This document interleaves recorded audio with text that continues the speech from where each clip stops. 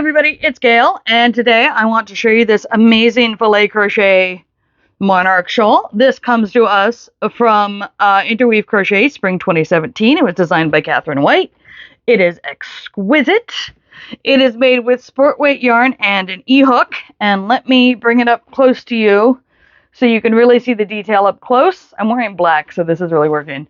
And you can see all of these carefully curated curves made out of squares so that you have sort of the monarch design across the shawl. And originally this was made in sort of a mustard gold, which is appropriate because monarchs are kind of mustard gold, but I really like this green and this blue together, so that's what I went with. The way this works out is that you work the whole shawl and then you work this overlay and this edging. And FYI, in case you're curious, the edging alone, the overlay and the edging, I think combined took me about 3 hours. It's not difficult. It's just you got to be kind of careful, and then the edging takes a while because there's a lot of squares to add the edging to. So I really like this pattern. I remember seeing it in the original magazine and being like, wow, I really should make that someday. And it's, you know, here we are at the end of, I'm filming at the end of 2024. So it took about 8 years, but I got there. And it really is a fun one to work up. So the thing about filet crochet, if you've never worked it before, is that filet crochet tends to be a combination of some written instructions to get you started, and then it tells you go to the chart. And filet crochet charts are not the same as other crochet charts. So if you have trouble with sort of the standard crochet charts that have everything is symbols for different stitches, that is not how filet crochet works. Filet crochet, what it does is it is a big grid, and you have open squares and you have closed squares. And so on open squares, you work the filet stitch, which is, excuse me, sorry about that, had to cough, picking it back up. So on filet crochet, you have open squares and closed squares. And so when it is an open square, you work the filet stitch, which is all the little open stitches here. It's a double crochet, chain 2, skip 2, double crochet. And then on closed squares, you just work double crochets across. And so you don't have a lot of different stitch symbols that you have to remember what they are. You just have squares that you work across. There is a stitch here called the diamond lacette stitch that does have special instructions, which are written down on the pattern. And then there was also a close-up of that stitch in the chart. That close-up on the pattern is wrong. And there's also a couple of other things that are wrong with technical information in this pattern. I will be going through all that in just a moment. The other thing is the overlay is chain stitches and slip stitches. And as I was putting this up here to do this video, I realized one of my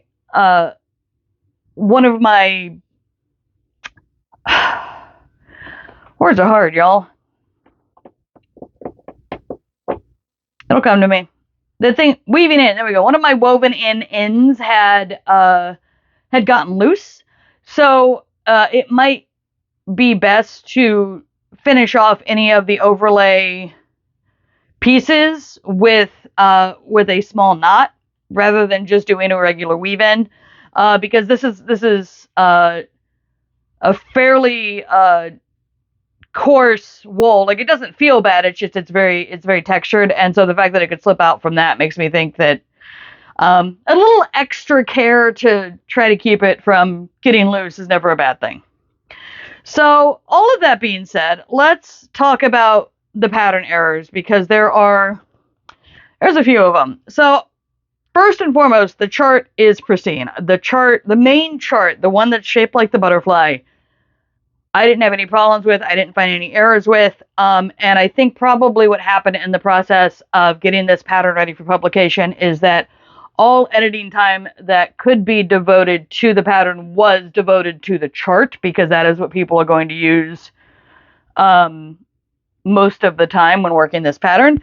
And so there are errors in the written portion of the pattern and in that one close-up that got through. And these things happen. And especially when you've got both a written piece of a pattern and then a whole chart to review, you can have these errors. Also, it's likely that the amount of editors at Interweave Crochet at the time were not the amount of editors they actually needed to be able to work with the least amount of errors possible. That's a whole rant nobody needs to hear from me, but I have one ready. Anyway, let's go through the errata. So I have it here on my tablet. This is all up on my website. That's what I'm using for reference. So it's icrochetedthething.com. There is a vintage pattern errata and a modern pattern errata. And so this is in modern patterns. I'll link to it down in the basement. But just so you know where to find it if you need it. So first of all, in the written part of the pattern, it says that you're going to work rows 2 through 35 straight across. That's not correct. You are going to work straight across through row 23. And then row 24, which starts on the left side of the pattern, you will only work a partial row because you are going to be building the upper wing portion of the shawl. So this piece hanging out over here. And so row 24, you don't work all the way across. And so you actually do not work across for 35 rows. You only work straight across for 23. And then you work the upper left. And then you go and you pick up and work the upper right. And then there are lower wing portions as well that are similar to that. So just to be aware of that.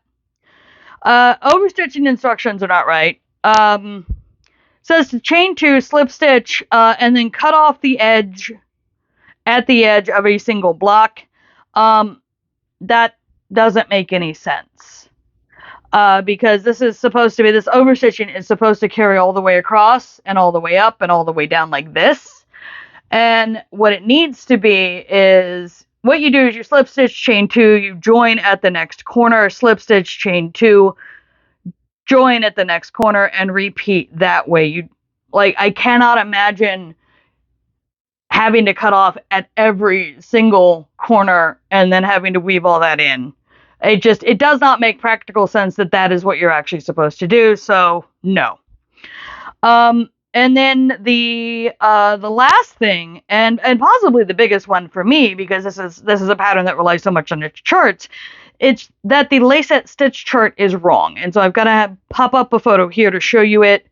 So the highlighted, these are extended double crochets, which are just done with an extra loop at the bottom. You can look up how to do those. The Interweave Crochet website still has all these instructions, and so I recommend using that because that's what I used, which is why there's that little sort of teardrop at the bottom there on all of the double crochets. But the thing about this is the written instructions for this stitch do not match this chart, and the written instructions are correct. And I know this because every filet crochet is 3 stitches. You have the double crochet and then the 2 chain stitches, double crochet, 2 chain stitches, and so that's your filet pattern. And so this pattern, this part of the pattern, this joined triple crochet that you're working in the center here, should only be skipping 2 stitches, not 3 stitches. And that's true for the top and the bottom. And so what you're seeing in the photo is I've marked which stitches are incorrect by first highlighting them in yellow and then putting a red mark through them. And likely what happened is the person in charge of creating this piece of the chart grabbed an extended double crochet example and just dropped this stitch in the middle of it without actually reading back through the written instructions to make sure that the number of double crochets on the top and the bottom of the stitch are correct. That would be my guess as an editor who's also made errors that feel kind of silly, but shit happens. So just be aware of that. And I don't really have any other information or tips or anything. Like, it is a big pattern. It's, you're going to have to put your whole butt into it. My big note is that because we are dealing with it's extended single, extended double, and extended triple crochets, you are going to want to write yourself a note when you put this down to remember to keep doing those. Because what I did was I worked the extended double crochets, which is what most of this is. And then I would put this down for a couple of days, work on something else, come back, pick it up, and just start working regular double crochets, which fucks up the layout. It makes things uneven, and the point of the extended stitch is that you have a little more stretch to the stitch so that it lays out a little more smoothly. You are going to have to block the shit out of this. If I remember, I will put a photo up of, because I have a photo of it on the blocking boards, so you can see how many blocking boards it took me. I pinned it dry, I soaked it up, I absolutely soaked it with my spray bottle, and then I left it, and then once it was dry, I steamed it while it was still on the blocking boards, let it dry again, and then I pulled it off and did all of the detail work. So I steamed it before I detailed it because, well, I blocked it before I detailed it because I didn't want to detail it and then try to lay it out to block and find out that the tension in the stitches was causing problems with the overstitching portion of the pattern. Well, this has been an exceptionally messy video for me, so thanks for sticking around.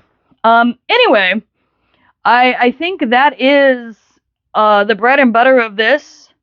I will have a link to the pattern down in the basement, and I like to always remind you that the pattern is probably going to be $7 or $8. It's coming from Interweave. And Interweave has a membership program that costs $10 a month. And for $10 a month, you can download all of their patterns for free. So if you really like this one, and maybe you go through their archive and you see what other ones you like, maybe just get a membership for a month. Help yourself out. Anyway, as always, if you enjoy what I do here, please like, subscribe, share, tell your friends, all of that fun stuff, and I will see you when I see you.